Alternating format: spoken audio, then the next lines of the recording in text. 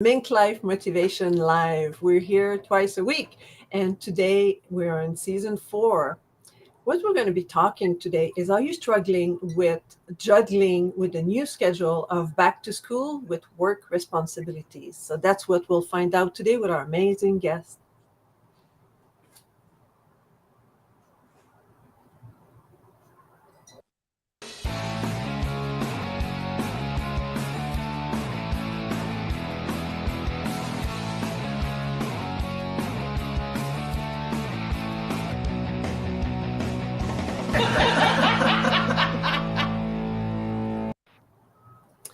Welcome. We're here today with Frank and Tazima, and we're going to be talking about back to school. Many of us have children that are back to school, and we still have our working schedule. The summer schedule is a bit disturbing, and now the fall season, we've got to readjust all these schedules. So let's find out how we can handle that with our business. And now we'll have a few questions to answer. So, oh yes, the co-host from the couch. So if you're watching this episode live, place your comment on the chat, and any remark, comment, question. We want one speaker to elaborate. Put it in the chat, and we'll see how we can accommodate you. And every comments are welcome. So our first question: we're here. Why are you passionate about helping people with their lifestyle using your zone of genius? So I will start with Tazima.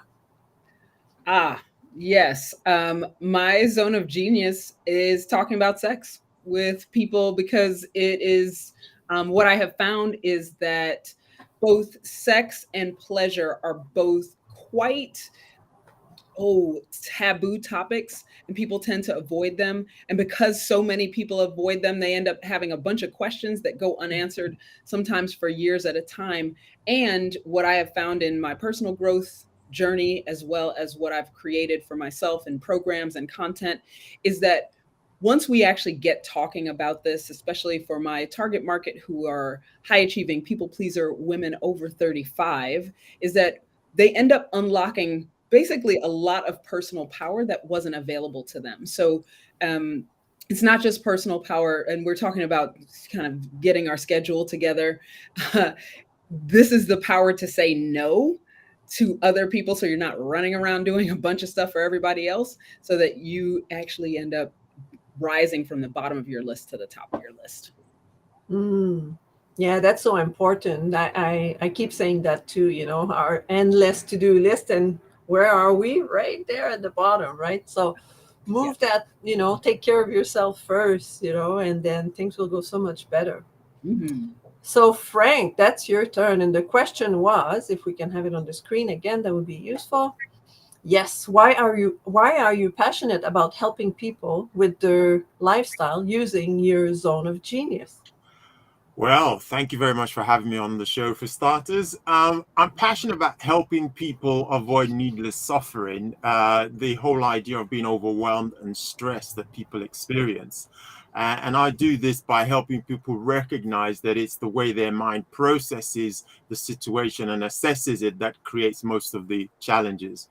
So my zone of genius is to help people gain the right relationship with their mind that allows them to assess their situation calmly and find something that works for them. So the idea that time, as we're talking about it, is not absolute. There is a way in which we can experience time where we can get the most important things done without necessarily experiencing that feeling of overwhelm. And that's where I kind of help people. Yes. Oh, wow. That's awesome. I mean, he's my brother from another mother. Uh, and because as a serenity expert, I also help people with their mindset and helping them, reprogram their brain so that whatever is happening in their life, they can choose to have it in a positive way as opposed to get all stressed out. And that's why I'm passionate about helping people with their lifestyle, because I mean, your lifestyle is what you make of it. You can choose to be stressed out. Sometimes we don't think, well, I don't choose to be stressed out, but it's always a choice. You can wake up in the morning and, as we say, wake up at the wrong side of the bed, but you can consciously be in bed, and before you even open your eyes, you say, today, regardless of what's happening, I'm going to have a great day. And that's choosing. So we can always choose. You can't be sad and happy at the same time. You can't be angry and happy at the same time. So it's always a choice. And that's how I can help people with my Zone of Genius of Serenity expert, to empower them to really make that choice every day, every second, everything that happened. You have the choice to decide how the rest's going to happen. Fantastic. Wow, what a great panel. So now, why is time management important for professionals to thrive in their life and business? So why is that important? I'm going to bust in and break. I'm going to bust in and break the rules by saying that because time is not fixed. Frank mentioned that a little bit. Time is actually kind of fluid and flexible, and it's how we actually show up to whatever it is that we're doing, whether that's stressing out or slaying the day, or doing a really great job or doing a poor job. How we show up is going to determine part of that. So part of what I do and talk about with the pleasure portion of my work is I help folks prioritize pleasure, and specifically women, because of how women's brains work. But basically, the more that you prioritize pleasure and actually get yourself nourished, this is for women, not men. Men's brains work a little differently. I'm talking about the ladies here. So if you have a womb, I'm talking to you. And so when you take that time to prioritize something that is pleasurable and actually nourishes you deeply, you'll be better able to show up and make better use of your time, be more present with the people around you. You being pleasured up actually serves others, Mm-hmm. and Yes, serves your efficiency as well. that's fantastic. Yes, absolutely. I mean, knowing, the time that we have and how we are acting into that time, I think it's super important. So Frank, what do you have to say about that? Well, Why is time management important for professionals to thrive in their life and business? right. Well, I'm going to answer this one with a poem because I think it says it all. Time absolute, my time, your time. Time for this, time for that. Summertime shuffle. This time zone, that time zone. Zigzag, jet lag, sleeping hacks. Where did the time go? Felt we had more time. Took my time to spend it. Squeezed the value out of it. Then I ran out of time. 24 hours a day was my lot. Now I'm trying to find time I had so carelessly lost. Turns out time once gone is nowhere to be found. Oh, right. Set about to make time for those that matter. That may work for money, but no time factory exists. Every moment counts. Do they count the same? Respect my time. Show up on time. Spending the most valuable resource of all. This is, of course, till you find flow. Get present with intention, paying full attention. Then time slows, so it seems, time relative as I experience it. And so Woo. that is what I say. Find flow, and you will find time, and you will enjoy what you're doing. 100% agree. Wow, that was awesome. Woo! It's great. I love it. I Extra love it. points. I love it. Extra points. I'm almost speechless. Like, okay, what else can I say after that? So, time management, I mean, those two people have put it all together so well. And part of the poem from Frank say that, time lost, you can't get back the time lost. And that's why I always say that whatever happened, even a second ago or a fraction of a second ago, is behind us. We can't change it. So being present is the best time to manage your time, is to be where you are at the moment and be there 100% no matter what, and pay attention to what's happening in your life, because this way you will be present, you will be here, and things will slow down in a good way. You'll notice that you have more time, because whatever you do it with full presence and totally focus on what you do. And it's not an easy task to do. It is something that you can learn and you can develop and you can train your brain to work this way. So thank you, all of you. It's so awesome. Yeah, Monica said, love that poem. Me too. We'll have Lovely. to put it in the chat somehow. And why is time management important? No, that's not the one we wanted to share. There we go. So we have another question coming up. All right. How has a lack of balance between a problem for you in the past, and how did you overcome it? So we'll start with Frank this time. Maybe we'll get lucky to have another poem, but he doesn't have much time to go pick it up. Right. So in the past, I've had problem with balance because of my motivation. So my motivation was I want to be successful so that people feel that I'm important and so that I can feel that I'm enough. So as a result of that, I spent all my time doing things that I believed were important. But it turns out, coincidentally, all those things were things to do with work, because that's where I got my sense of validation and value from. But when I began to realize that nothing out there is going to make me feel enough, no matter how much I chase it, then I began to realize that what if I lived life believing that I was enough? And then knowing that I was enough, what would really then matter at that point? And then I found that the balance came in, because I recognized the value of family. I recognized that all those people out there, no matter how much you did, if you fell sick, if you burnt out, they'll continue and find other ways of doing what they needed to do. Mhm. Your family are the ones who are going to pay that price. And they're the ones who are going to be there when everything else out there might not be. So I that just reevaluating that and recognizing that really helped me focus on what mattered. And so balance came into play. Yeah, awesome. Thank you so much, Frank. Yeah, it's something that we need to evaluate, right? And I'll get my answer in a second, but we'll go with Tazima and see how she's worked with that in the past. Yeah, I'll tell you the very short version of this story of how I found out that pleasure is a feminine superpower. So it was back in COVID time, which is still kind of happening, sort of, that when we were completely in lockdown and I was really stressing about transitioning my business and like I put a lot of pressure on myself and tried to create like online programs and all this stuff. And I burnt myself out, and it was a lack of balance because I was putting so much pressure, similar to what Frank was saying about the wanting to be successful.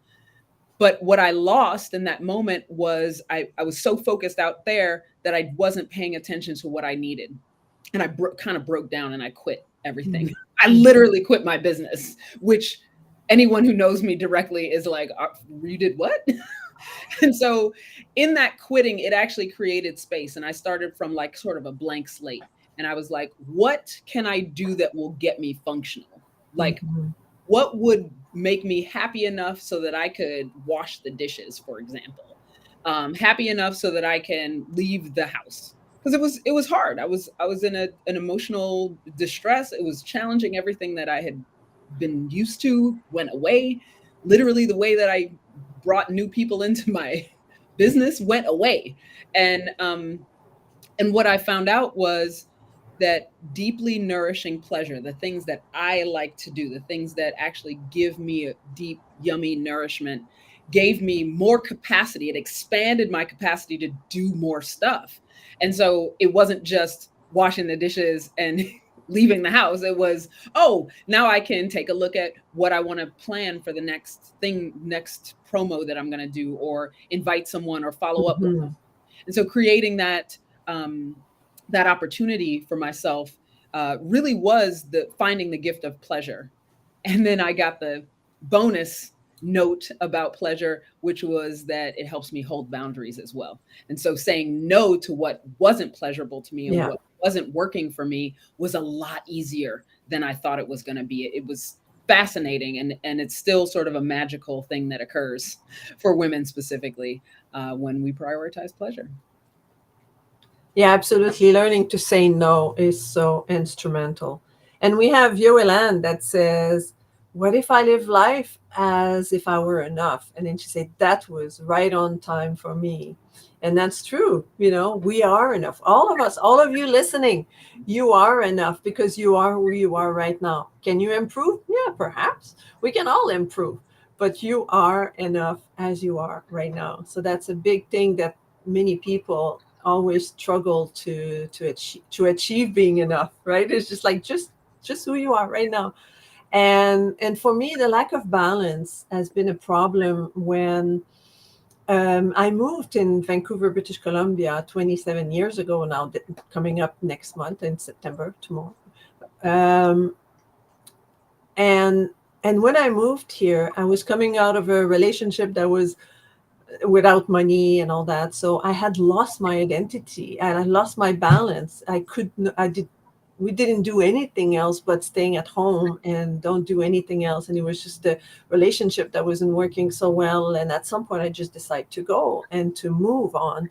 And when I arrived here, I didn't know who I was. I had no balance. I didn't know what I wanted to do for fun. I didn't know what kind of food I like. I didn't know who I'd like to have as friends. And as I took a bit of time and introspect of who I am and what I want in my life, what kind of work do I want to do, what kind of food do I like if I go to a restaurant, all of these things, it took a bit of time to dig in and pull them out. But then I discovered me. I discovered the person that I am and the person that I wanted to be, as opposed to just being the person that's broke and without money.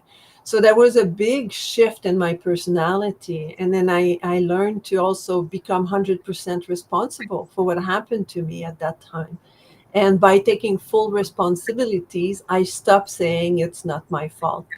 And that gave me all my power, because when I was saying, oh, it's not my fault, he did it or she did that, or then you deresponsibilize yourself and you lose all the responsibility you have in your life. So if I wanted to be happy, if I want to be enough, it's because of me. I don't want to be enough because somebody else tell me that I'm good enough. I don't want to be, the best human being because somebody give me compliments and all that. I'm responsible for how I respond in my life and how I live my life. So that's pretty awesome when we're able to do that. So thank you so much, Frank and Ilan. And then Yo says, seeing pleasure outside of the realm of sexual, new to me, and seems exciting to explore. Well, book a call with Tazima. You got just the lady here.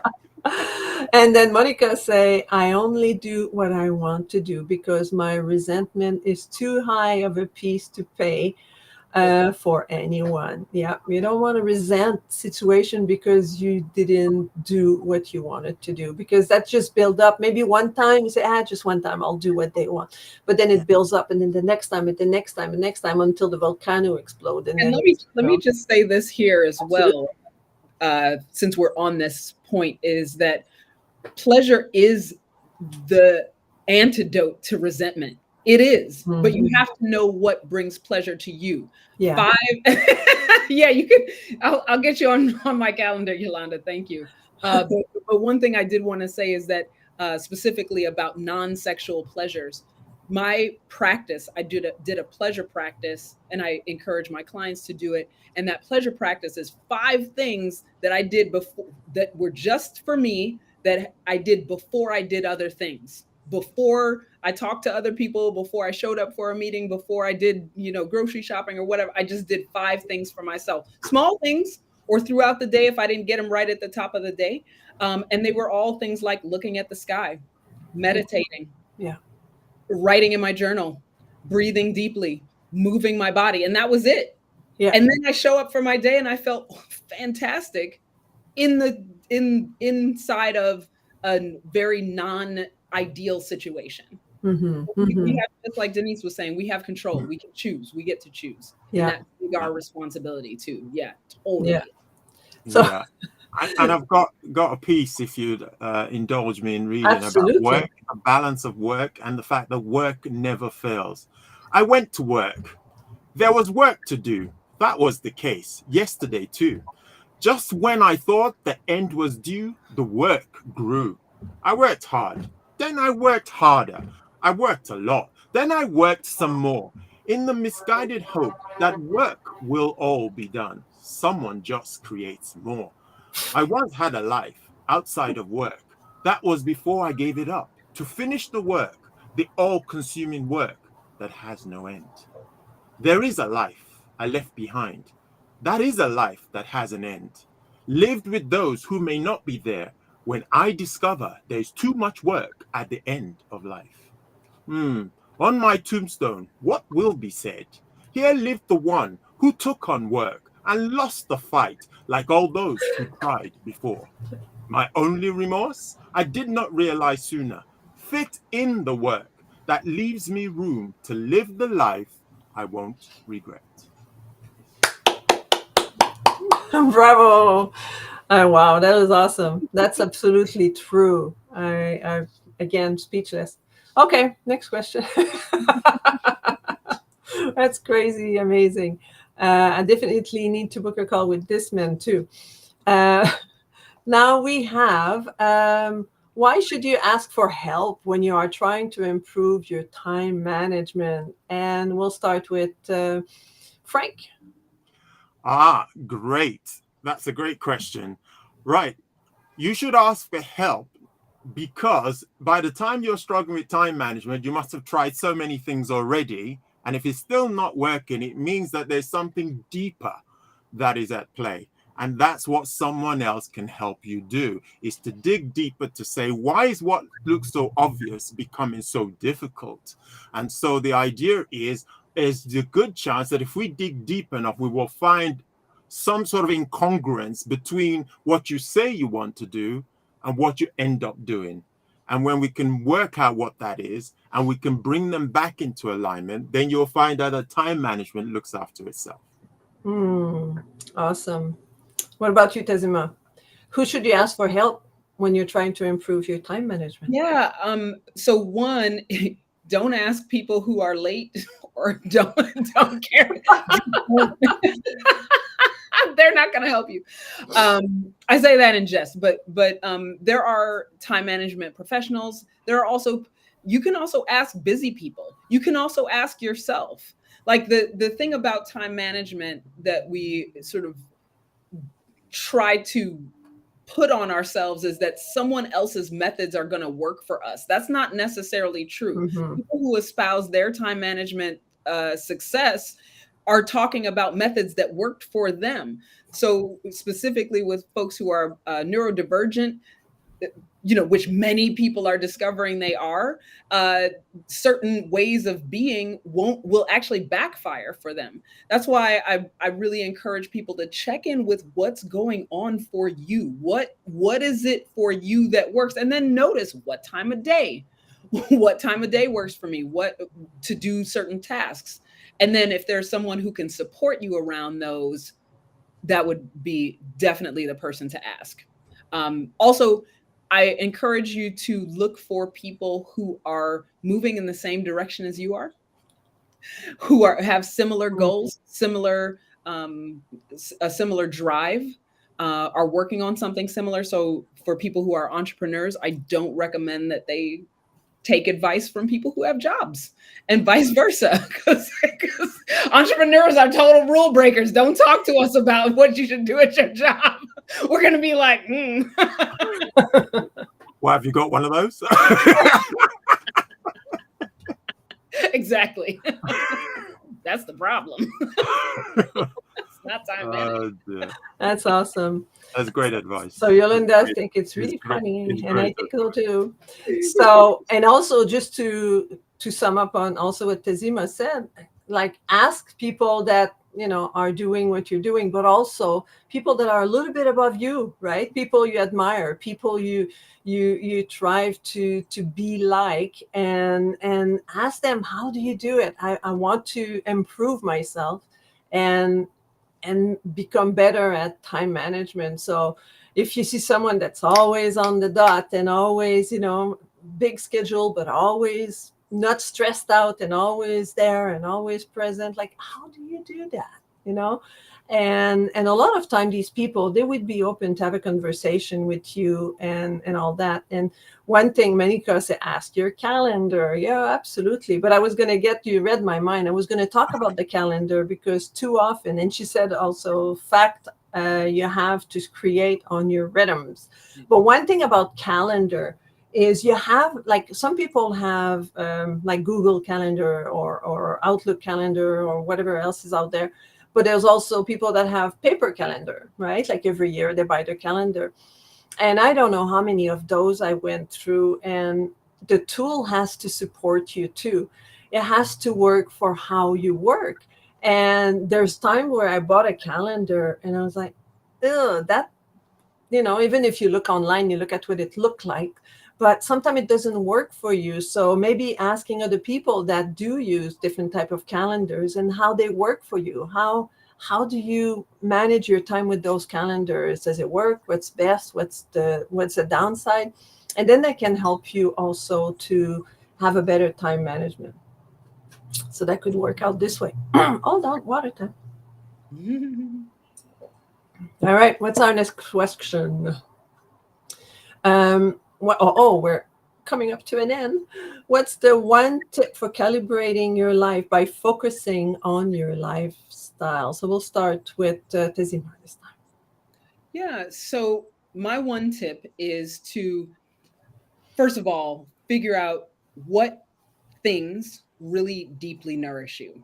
And then use your calendar to schedule those activities in. Do not leave it up to chance. Do not leave it till the end of the day. I'll do it after I do all those other things. Put it toward either the beginning of your week, prioritize it before you move into the work week, or you can also do something that nourishes you ahead of your day. So it's not so much it's a prioritizing pleasure for women is a lifestyle hack.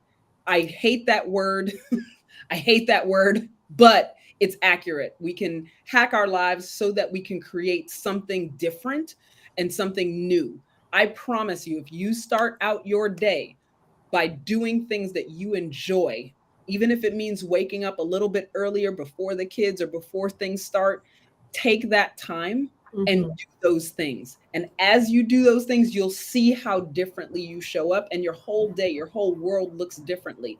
The reason that it's hard to do this is because the society and our conditioning and our constant rhythm of behavior and even our social circles will encourage us to do the opposite of that, to Mm-hmm. show up for them, to create things for them. We're not doing that. Break the rules, your life will change. So yeah, really schedule in your pleasure and make it first. That's my tip. Wonderful. So that goes with, put your mask on first before you can help others, right? Exactly. Let me just one thing for the guys real quick. For men, it's not that you can't have pleasure too, but you really, men's needs are urgent and important, so their pleasures are also that way. What I would encourage men to do is to create more meaning, bring more meaning to the pleasures that you seek. What is the impact of the pleasure that you're seeking? Make it support something that you believe in and something that's greater than yourself. Women are already wired to be doing that. So my encouragement to you is to create something along those lines. All right, and that's it. Thank you. I don't want to leave men totally high and dry. Oh, you're so wonderful. And what about you, Frank? What is the one tip for calibrating your life by focusing on your lifestyle? Okay, I'm going to cheat and I'm going to use two words. One is simplify your life for starters. Stop trying to do everything. And number two is change what you define as success. Mm-hmm.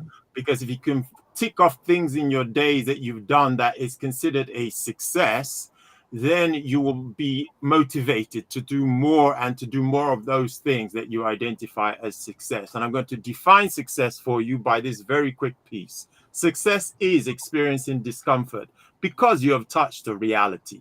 Success is opening your heart and feeling something deep within.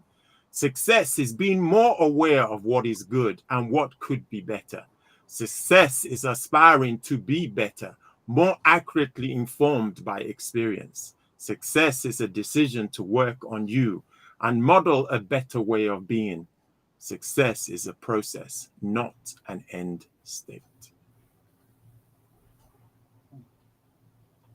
Beautiful. Thank you. I'll have to re-listen to this episode, to just to re-listen to Frank's poem. I mean, it's pretty awesome. So for me, the one tip for calibrating my life by focusing on my lifestyle, like the one tip I can do for you is I've been working with people to build an exit strategy from being a full-time parent. So the one thing to calibrate your life is before the kids leave the house as an empty and you become an empty nesters, try to focus on all the tips that these two amazing people just gave you and build on developing your own needs. Put your needs up front, and because once the kids leave, initially you'll be like, oh, party time, but then after a while it's like, oh, the house so empty, right? Like you lose your identity, you lose your sense of belonging, and then you turn around and you face yourself as a woman with a man that's beside you that you didn't really pay attention much in the last 10 years, 15 years, right? 20 years perhaps. So now you're like, okay, but in order to calibrate your life, build an exit strategy from being, for me, for my clients, like being a full-time parent, so that you can start to develop who you are, what do you love, what do you want to create in your life, what do you want to who do you want to be, what do you want the next 20, 40 years of your life be like, and once the kids leave the house. So I think that's how you can start to prepare yourself. All right. Well, that was awesome. And now we go with the announcement. So usually the Grand Maestro in the back decide who's going to go first. So go ahead, Maestro. Frank, what do you have to announce for us? I have to announce that I work with people, leaders mostly, to go from within and see how they can unleash the leader that is already in them and see what's getting in the way and help them get rid of that so they can create from a place of great creativity. So if you want to get access to inspirational poetry that helps you discover who you are and how to unleash your greatness, then the link is on the screen now. You can connect with me in all the ways possible through that link. Awesome. I'm definitely going to sign up. And what about you, Tazima?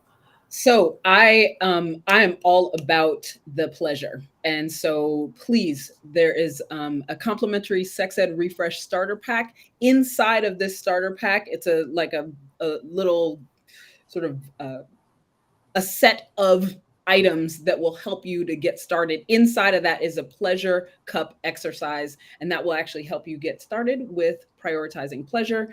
If you want to get, you can definitely get a time to talk to me through that course. And then I can also provide that in links as well. Thank you. And for myself, oh no, not the no, not me. No, not me. Not me. Oh, here we are. Download the ultimate guide, starting over checklist, and that will give you tips and help, because I've been working with empty nesters to rock the second half of their life and build your exit strategy to becoming from full-time parents to becoming awesome couple that live together. Even if you're single, you can have an exit strategy for being a full-time parent. So the guide will help you. There's a 10-step 10 tips to help you start to build that exit strategy and feeling better with yourself and your partner if you have one, and just be awesome and rock that second half of your life as being like becoming grandparents perhaps one day, just like our friend Yo that's watching from the couch, and just have a great time. So my goodness, you guys were awesome. So now let's listen to the announcement from our guru in the background. OMG. This show was amazing. I'm so excited to share with you that like hanging out with these people is something that we get to do all the time here at the Mink community. And here are some announcements. The first announcement is if you enjoyed this show, we have more for you. That's right. Every single Wednesday and Thursday, we have a show coming for you. You can join the conversation and be a co-host on the couch live. So what you're going to do is you're going to show up at 9 a.m. Pacific time on Wednesdays or Thursdays at 2 p.m. Pacific time and join in on the conversation.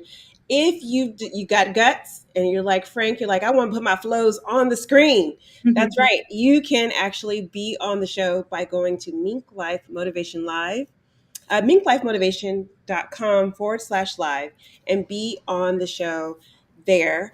Or you can have us in your pocket, in your car, on the go by finding us everywhere that you find podcasts. So you can go to Spotify, you can go to anywhere, Apple Podcasts, all of these places, just by putting in Mink Life Motivation Live, and you can actually listen to episodes, this episode and past episodes there. This was so much fun. Back to you, Denise. Thank you, Monica. Yeah, go listen to all our previous episodes because there's always amazing people there too. And thank you so much, Frank. Thank you so much, Tazima.